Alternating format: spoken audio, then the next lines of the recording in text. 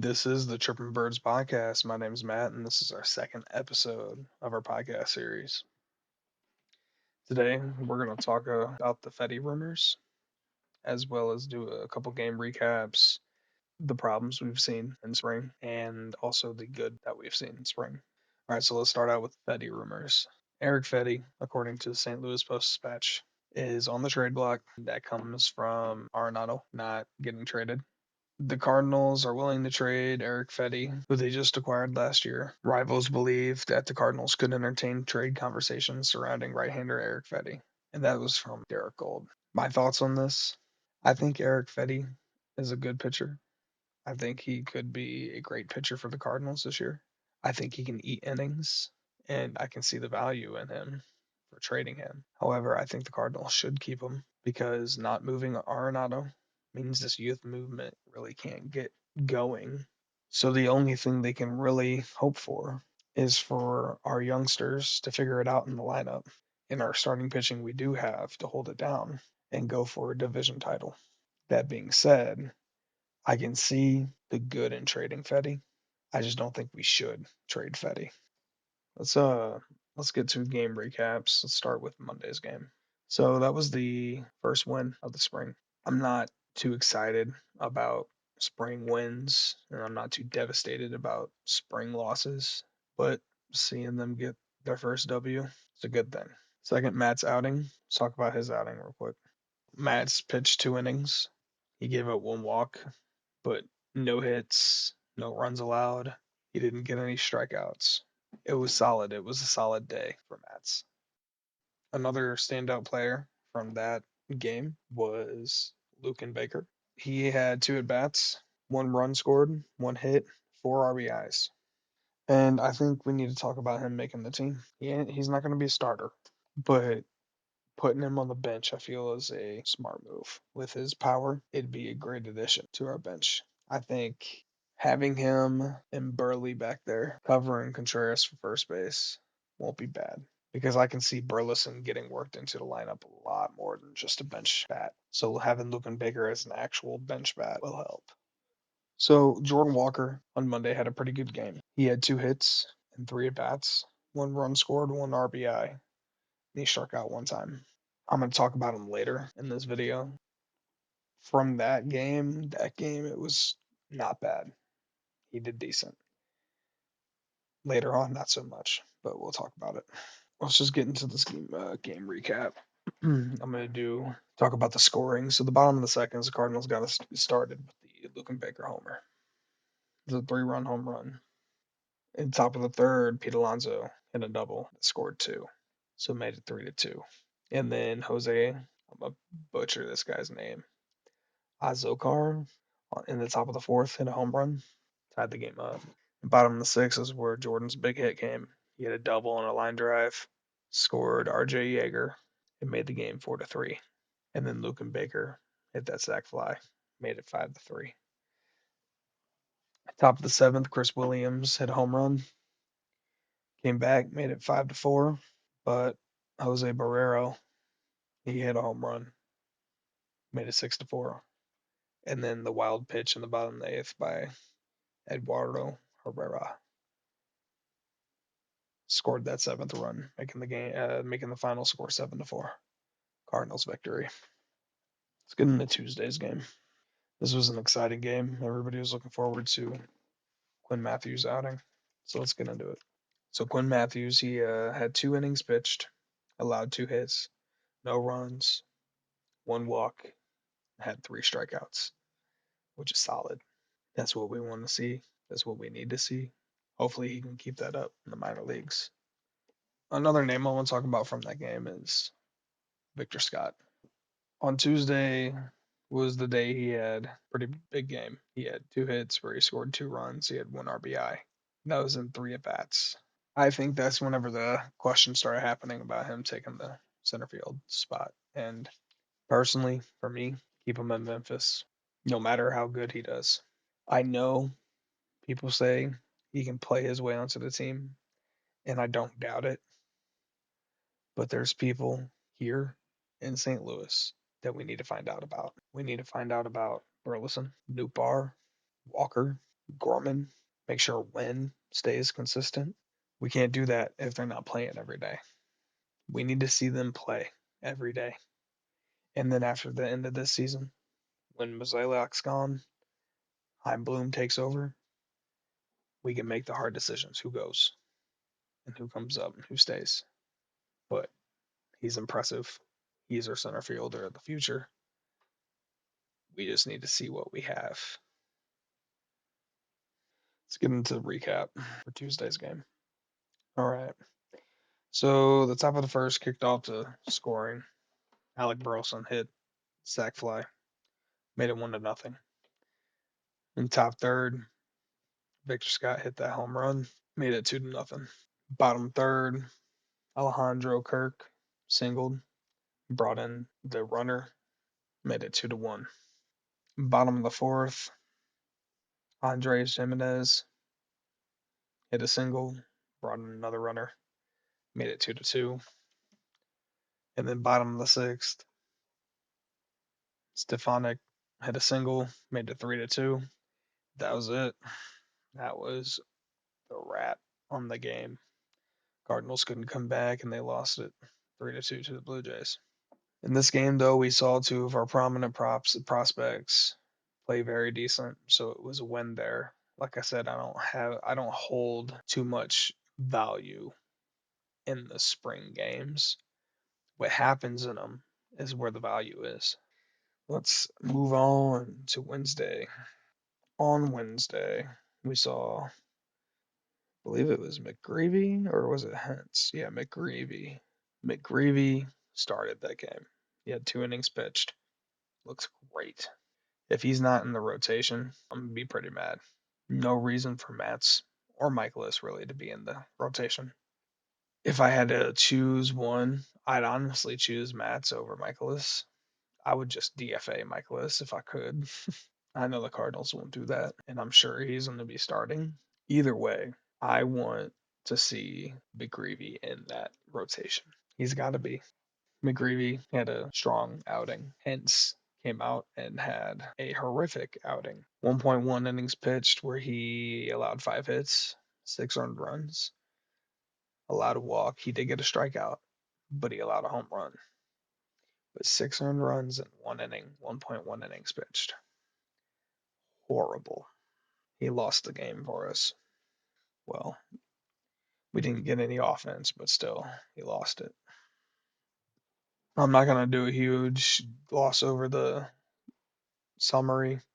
Pretty much, Yankees scored a bunch of runs on Tinkins and we lost. That about sums up Wednesday's game. So, all right, let's get into Thursday's game. So, Thursday saw the Arenado 3-run bomb. Great to see. I was worried about his power, especially with the back injury he's had and he's dealt with for, I think it was 3 weeks into 2023 where he started having that problem with it. And I believe it was one of his highest, or if not his highest, exit velocity since then. I know it was for all of 2024, but I think it was since that injury. It was like 108 off the bat. It's good to see. The offense really, I mean, overall, the offense came alive in this game. 8-4 was the final score. Throughout it, we saw several key Cardinals, contribute to the scoring, like Nupar, Arenado, Contreras, and even Pajes. It's important for this offense to be great, but is it going to be inconsistent? We'll see. Talking about Arenado, I completely skipped Palante's outing, so let's get back to that. So Palante was the starter, and he had a very rough outing. He only pitched 1 inning where he allowed 5 hits, 4 runs, 2 walks, and no strikeouts. Palante, if he wants to keep his job, especially with Matthews knocking on the door and McGreevy trying to squeeze himself in, if Palante wants to keep his starting job, he's going to have to pitch better than that. And I know it was his first start of the spring, so I'm not going to hold it against him too much, but improvement is needed. All right. So Thursday, we can do a quick recap on it. So bottom of the first, Newbar hit the single, made it 1-0, and then Nolan Arenado hit a 3-run homer that made it 4-0. Top of the second, Miami comes back and ties the game at 4-4. But Wilson Contreras hits a single, makes it 5-4, and then Pages hits a double, makes it 6-4. And then finally wrapping up the scoring, Jeremy Rivas hits a single and makes it 8-4. So the Cardinals take that game 8-4. Like I said, offense comes alive. It's great to see. On the other hand, Friday there was no offense, hardly at all. And that brings up the point of conversation of, are we going to go through another year of inconsistent offense? As Cardinal fans, we've been dealing with this for a long time. The inconsistencies in the offense hasn't been consistent, ironic enough, for the past 5 years. Even in 2022, it was inconsistent. Pujols was the one who made it consistent in the end there. So, and talk about a thorn that's going to kill the Cardinals again if they are inconsistent. This offense has to be good for the Cardinals to be good. I'm not putting too much bet in the Cardinals being good, but if they want to be good, if that is the goal, outside of trading or signing anyone, they need to hit. If the players want to be good, they got to hit. That's what it boils down to. Hit the ball, hit it fair, don't get an out. Pretty much the basics of baseball, right? One good thing out of Friday's game, though, Takoa Roby. Takoa Roby looked nasty. His pitches were impeccable. Yeah, I mean, Fedde had a good game too. He allowed one run, but he had three strikeouts. But Roby, I feel like, was the cherry on top right there. Even though he gave up that one run and he had two walks, his pitches looked great. Let's get into the game recap. So Houston breaks it open, makes it 3-0 by the seventh inning. In the eighth inning, Michael Hellman gets a sac fly, and then in the ninth, Brian Torres grounds out.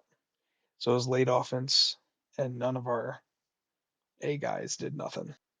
If your guys aren't going to hit, you're not going to win. That's just what it is. And the Cardinals need to hit if they want to be good. I mean, they have to.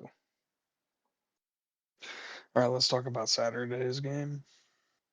Saturday, we saw a walk-off winner.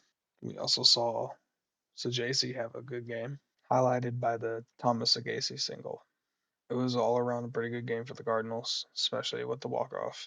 And we need to talk about, maybe sending Gorman down to the minor leagues and keeping JC up and playing him over Gorman, because Gorman, at the time of me recording this, has 7 strikeouts and I believe 11 at bats.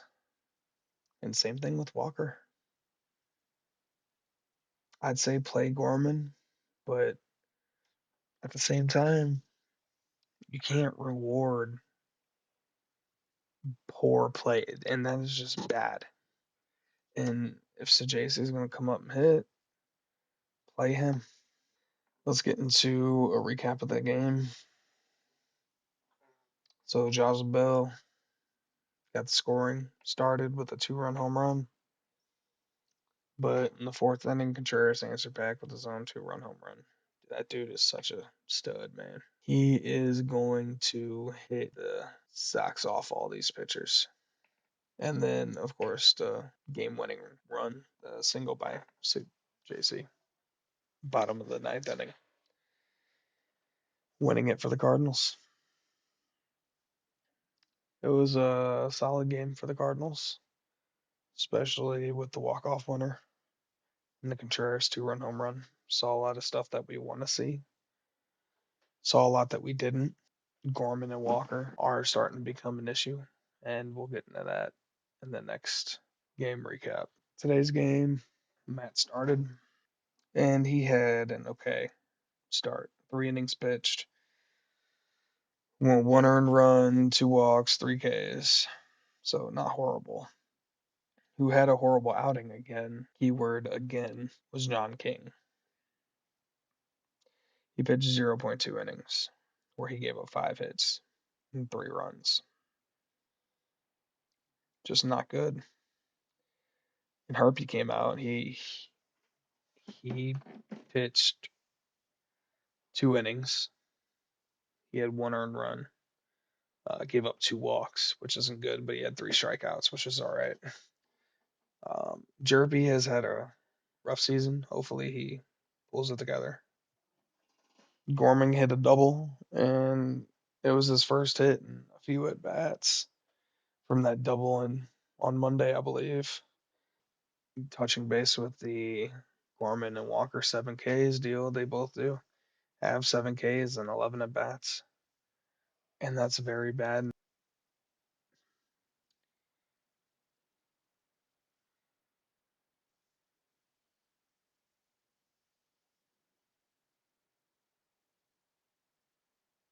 Hopefully they can pull it together.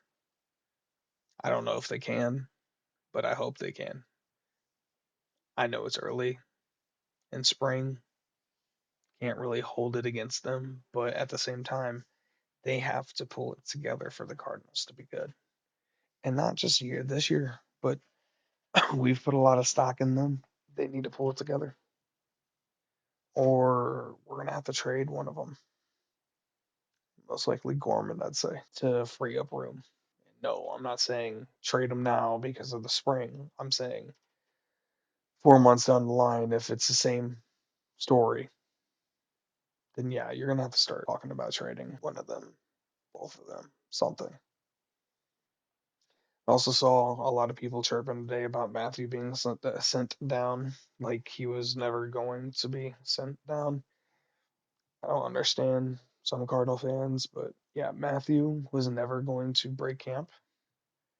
There's several pitchers ahead of him, even if Matz and Michaelis weren't going to be in the rotation. There's other pitchers ahead of him. He needs to get more time in AAA. We need to take a deep breath and stop rushing all of our prospects. He's a great pitcher. I get it. And he's exciting. I get it.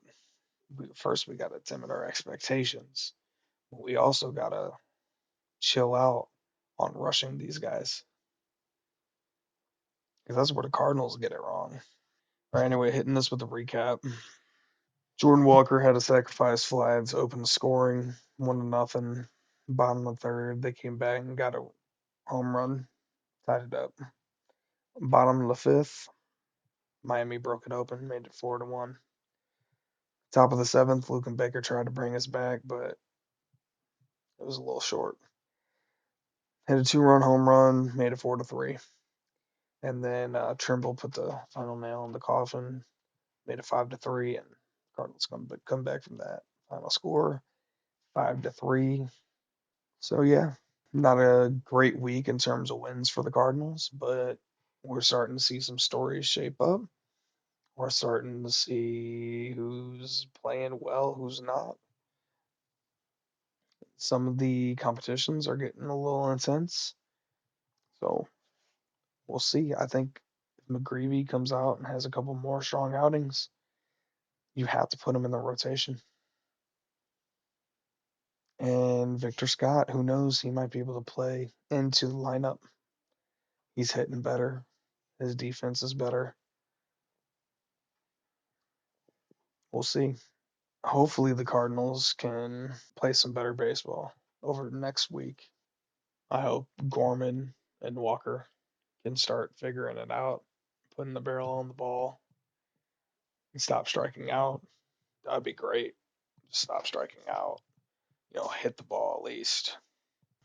Eric Fedde, there hasn't been too many rumors since Monday and Tuesday. We'll see where that goes. If I had to guess, I think he stays put. I think we'll revisit during the deadline and see who we're going to trade from Fedde to Arenado to Helsley We'll see. I don't like to see all the mainstays in the lineup like Newbar and Donovan struggling. We got to see these guys get it together. Like I said, offense is key. It's the only way we're going to make it anywhere. All right, guys, this pretty much wraps up this episode of Chirpin Birds. I'll catch you all in the next one.